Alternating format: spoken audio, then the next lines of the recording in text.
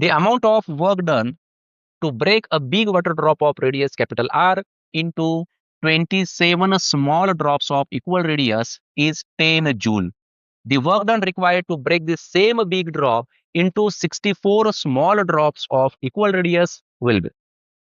देखो इस क्वेश्चन में क्या कहा गया है, एक बिगर वाटर ड्रॉप है जिसकी रेडियस कैपिटल आर है और इस बिगर वाटर ड्रॉप को हम लोग ब्रेक कर रहे हैं 27 स्मॉल वाटर ड्रॉप्स में। तो यहाँ पे जो वर्क परफॉर्म किया जा रहा है वो है 10 जूल। ठीक है, मतलब जो बिगर वाटर ड्रॉप होगा इसके 27 स्मॉल वाटर ड्रॉप्स बनेंगे। तो जब हम इसे स्प्लिट करेंगे तो स्प्लिट करते समय जो वर्क यहाँ पे परफॉर्म किया जाएगा वो 10 जूल होगा। तो इनका कहना है कि अगर इसी बिगर ड्रॉप को अगर हम लोग 64 स्मॉल ड्रॉप्स में कन्वर्ट करें, मतलब उसको अगर ब्रेक करें, तो फिर वहां पे कितना वर्क हमें परफॉर्म करना होगा। तो सबसे पहले हम लोग यहाँ पे वॉल्यूम की बात कर लेते हैं। अब देखो जो बिगर ड्रॉप है वही 27 स्मॉल ड्रॉप्स में कन्वर्ट हो रहा है, मतलब दोनों का वॉल्यूम यहाँ पे क्या होगा, सेम ही होगा। तो यहाँ पर हम लोग बोल सकते हैं कि जो 27 स्मॉल ड्रॉप्स है इसका वॉल्यूम कितना होगा, ये होगा 27 into 4/3 pi R cube is equal to, अब जो बिगर ड्रॉप है इसका वॉल्यूम लिखेंगे जो कि होगा 4/3 pi into capital R cube. याद रखना कैपिटल आर मतलब जो बिगर ड्रॉप है इसके रेडियस होंगे और स्मॉल आर जो है ये जो 27 स्मॉल ड्रॉप्स है उसमें से एक ड्रॉप की ये रेडियस होंगी स्मॉल आर। ठीक है, तो यहाँ पे हमें एक रिलेशन मिलेगा। देखो यहाँ पे ये 4/3 पाई और ये 4/3 पाई कैंसिल होगा। इस 27 को हम लोग लिखेंगे 3 R bracket cube is equals to capital R cube. तो यहाँ से हमें स्मॉल आर जो है ये मिलेगा, that is capital R divided by 3। सही है। अब यहाँ पे और एक बात समझो, जो बिगर वाटर ड्रॉप है इसका खुद का कुछ ना कुछ इनिशियल सरफेस एरिया होगा। सरफेस एरिया कितना होता है, ये स्फेरिकल है तो इसका सरफेस एरिया कितना होगा, इनिशियल सरफेस एरिया। तो इनिशियल सरफेस एरिया होगा 4 पाई r²। इसे लिखेंगे 4 पाई r²। ठीक है, और यही बिगर वाटर ड्रॉप 27 स्मॉल ड्रॉप्स में यहाँ पे स्प्लिट हो रहा है, ब्रेक हो रहा है। तो यहाँ पे जो भी इस एरिया के अंदर इंक्रीमेंट होंगी वो निकाल लेते हैं। तो पहले फाइनल एरिया निकालेंगे, फाइनल सरफेस एरिया होगा that is 27 into 4 pi small r²। अब स्मॉल आर यहाँ पे रिलेशन तो निकाला है हमने, स्मॉल आर मतलब कौन है, capital R divided by 3। So 27 into 4 pi into, और इस r² की जगह पे लिखेंगे capital R divided by 3 means r² divided by 9। सो 9 3 जा 27, 3 4 जा 12, तो ये बन जाएगा 12 पाई कैपिटल r²। समझे।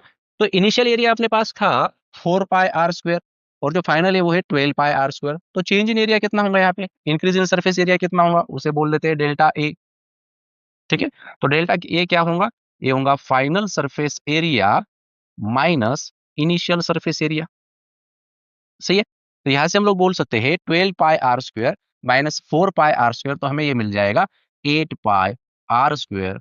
तो इतना चेंज जो है ये इस सरफेस एरिया के अंदर आएगा। ठीक है, अब इसी तरह से हम लोग जब ये बिगर वाटर ड्रॉप 64 स्मॉल ड्रॉप्स में कन्वर्ट होगा तो इसका वॉल्यूम इसी तरह से हम लोग निकालेंगे। तो रिलेशन क्या मिलेगा हमें, तो ये रिलेशन होगा small R is equal to capital R divided by 4। ठीक है, क्योंकि यहाँ पे 64 होगा तो उसे हम लोग 4 आर ब्रैकेट क्यूब लिख सकते हैं। तो small R is equal to capital R divided by 4।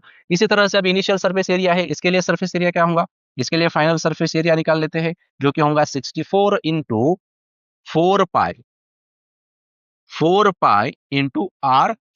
तो r किसके बराबर है, कैपिटल आर डिवाइडेड बाय 4। तो यहाँ पे r² लिख देते हैं और 4² जो होगा वो 16 होगा। तो यहाँ पे हम लिखेंगे 16 4 जा 64, 4 4 जा 16, तो ये आ जाएगा 16 पाई r²। तो यहाँ पे जो सरफेस एरिया चेंज हो रहा है उसे बोल देते हैं डेल्टा ए डैश। वो किसके बराबर होगा, 16 पाई r², और इनिशियल कितना था 4 पाई r²। इन दोनों का सब्ट्रैक्शन अगर हम लोग करें तो हमें मिलेगा 12 पाई r²। तो इतना इंक्रीमेंट जो है वो उस सरफेस एरिया के अंदर होने वाला है। ठीक है, तो दोनों इंक्रीमेंट हमें मिल गई। और वर्क डन जो होता है, देखो वर्क जो होता है that is directly proportional to the change in area होता है। तो सिंपली हम लोग यहाँ पर बोल सकते हैं वर्क डन किसके लिए, 27 ड्रॉप्स के लिए डिवाइडेड बाय वर्क डन किसके लिए, 64 ड्रॉप्स के लिए, and that is equal to, इस यहाँ पर बोल देते हैं delta A divided by delta A dash. ठीक है, तो 27 के लिए कितना वर्क हम लोग परफॉर्म कर रहे हैं, 10 जूल। यहाँ पे 10 लिखो, यहाँ पे 64, is equals to, change in area कितना है सबसे इनिशियली,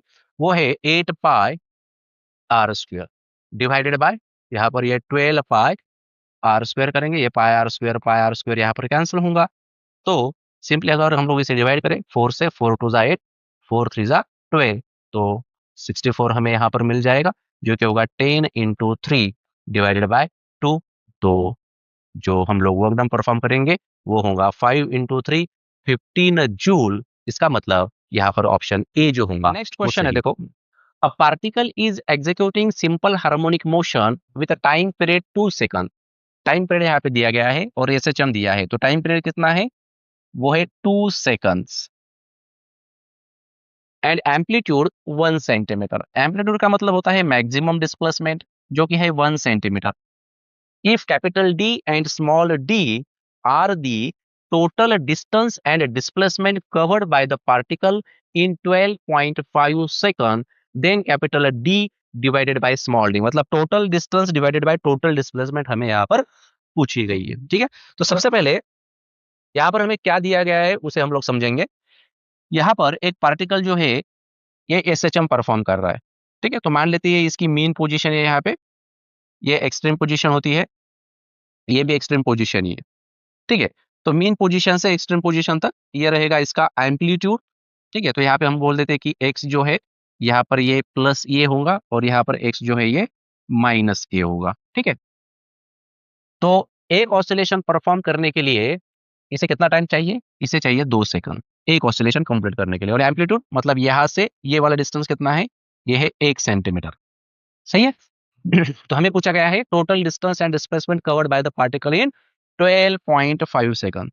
तो टाइम कितना है, 12.5 सेकंड में यहाँ पर हमें उसका टोटल डिस्टेंस और डिस्प्लेसमेंट पूछा गया है। अब सबसे पहले यहाँ पर एक बात समझो कि 12.5 सेकंड हमें टाइम दिया गया है।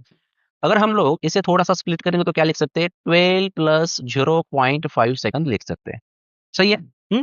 अब यहाँ पे समझो, अगर वो पार्टिकल एक ऑसिलेशन 2 सेकंड में कंप्लीट कर रहा है, तो वो 12 सेकंड में कितना ऑसिलेशन कंप्लीट करेगा, 6 ऑसिलेशन। समझ रहे हो ना, ऑसिलेशन मतलब ये क्या होगा, इस तरह से जाएगा, ये फिर से वापस आएगा, फिर से यहाँ पे एक्सट्रीम पोजीशन पे जाएगा, फिर से यहाँ पे वापस आएगा, तो इसे हम लोग 1 ऑसिलेशन कहेंगे।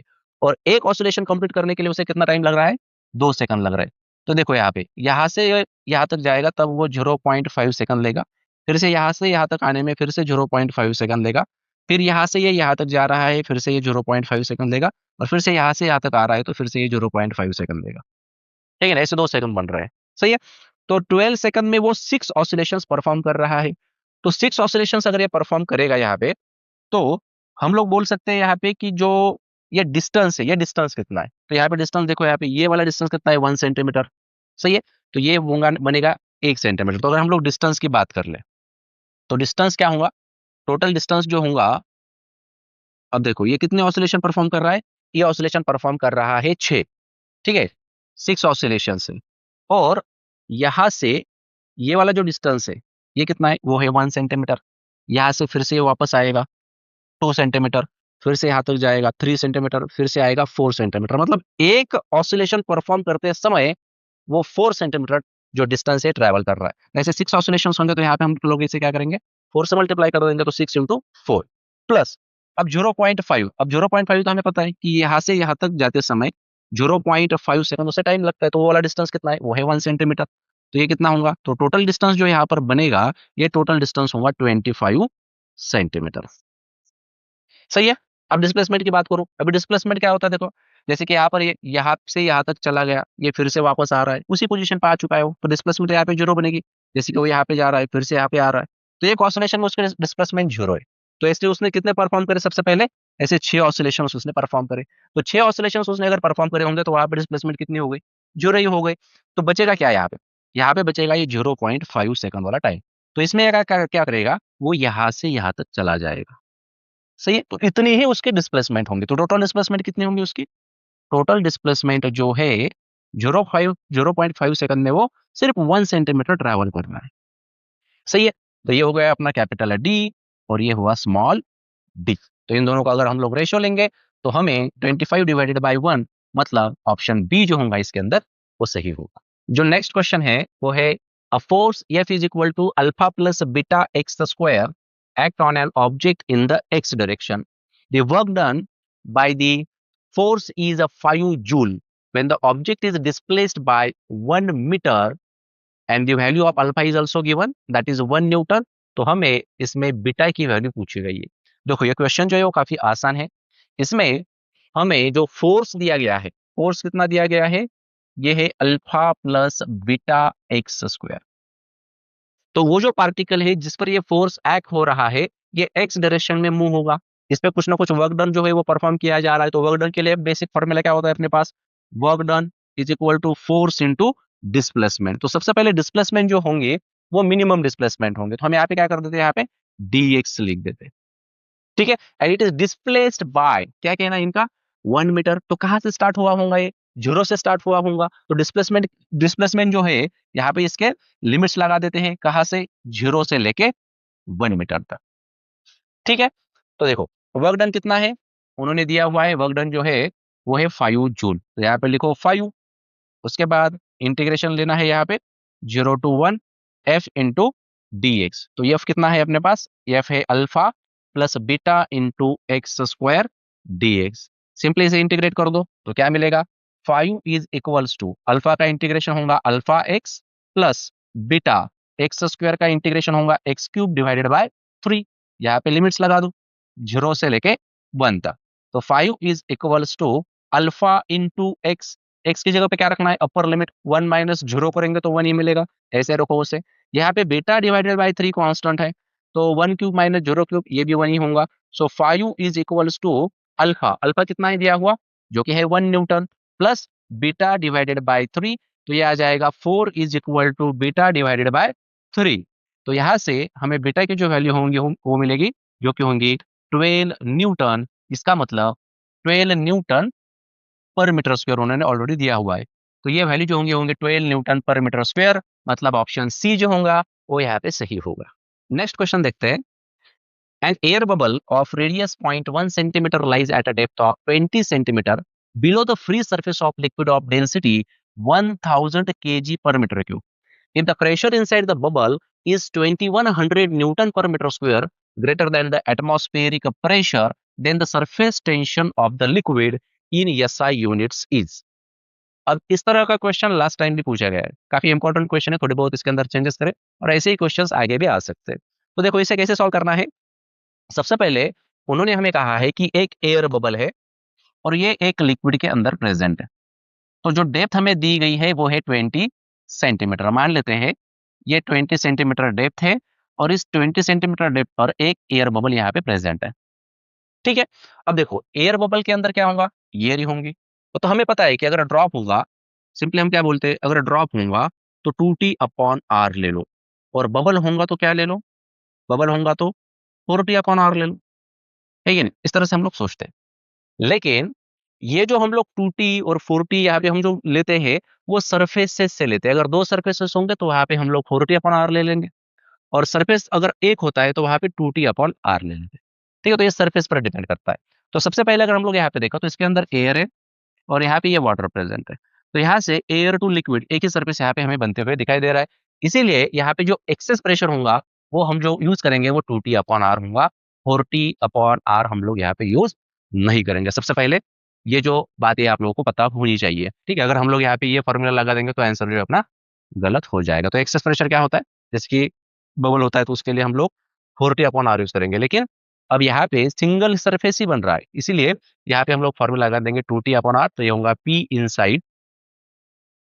P inside minus P outside is equals to 2t upon R. तो यहाँ पे प्रेशर कितना होगा, इस वाटर ड्रॉप ये जो बबल है इसके ऊपर प्रेशर कितना होगा, ये होगा एटमॉस्फेरिक प्रेशर प्लस रो जी एच. ठीक है. तो इनसाइड प्रेशर माइनस यहाँ पे लिख देते हैं P not plus rho ji H is equals to 2t divided by are. तो इसे अगर हम लोग सॉल्व कर देते हैं तो P inside minus P not minus rho ji H is equal to 2t upon R. तो P inside minus P not ये तो उन्होंने दिया हुआ है हमें यहाँ पे, ये कितना है, ये है 2100 is equal to rho ji h को उस साइड भेज दो तो ये होगा rho ji h plus 2t divided by are. तो इसे सिंप्लीफाई अगर हम लोग कर देते हैं तो ये होगा 2100 इंटू डेंसिटी कितनी है, वो है 1000, जी कितना है 10, हाइट कितना है 20 centimetre, so 20 divided by 100 plus 2t divided bye r, radius p 0.1 centimetre है, ठीक है, तो 0.1 डिवाइडेड बाय 100, क्योंकि हमें जो आंसर चाहिए वो SI यूनिट में चाहिए, ठीक।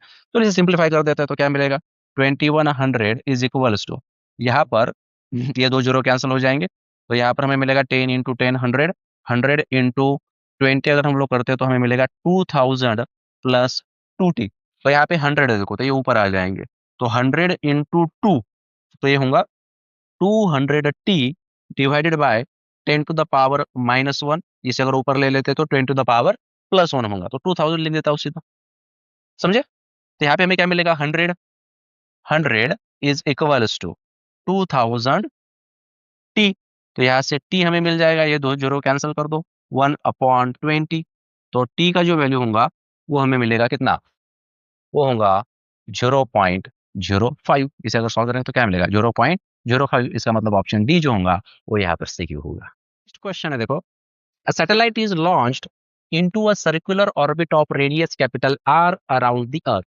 A second satellite is launched into an orbit of radius 1.03 r.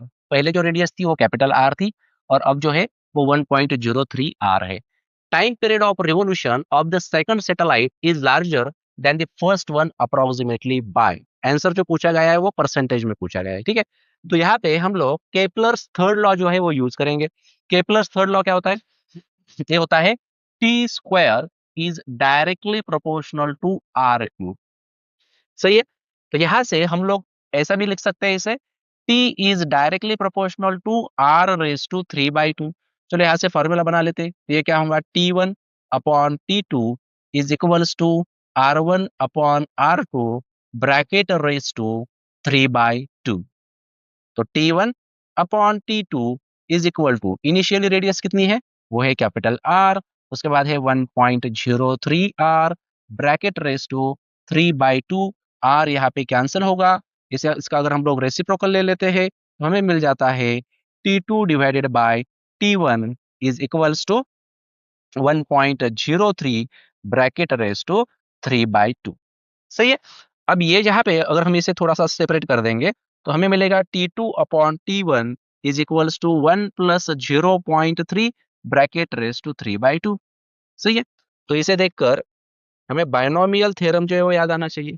Binomial theorem क्या होता है नॉर्मली, अगर 1 plus X bracket raise to n अगर दिया जाता है तो x की जो वैल्यू होती है that should be very small than 1, 1 से काफी वो कम होनी चाहिए। तो यहाँ पे हम लोग इसे क्या लिखेंगे, 1 प्लस एन एक्स लिखेंगे, तो वह यहाँ पे जो x की वैल्यू है वो 1 से कम ही है। तो हम सिंपली यहाँ पे इसे इस तरह से भी मेंशन कर सकते हैं कि T2/T1 जो होगा ये होगा 1 प्लस, अब ये पावर जो है इसके साथ लिख दो, ये आ जाएगा 3/2 इंटू 0.3, तो ये बन जाएगा 1 प्लस 0.03 लिखना था ना हमने, देखो 0.3 लिखा हमने यहाँ पे, तो यहाँ पे क्या लिखना चाहिए हमने, यहाँ पे होना चाहिए 1 प्लस 0.03 ब्रैकेट रेस टू 3/2, तो यहाँ पे 0.03 कर दो, तो ये होगा 0.03, तो 03 इंटू 0.03 0.09 डिवाइडेड बाई 2, और इस साइड में क्या है, यहाँ पे T2/T1, ठीक है।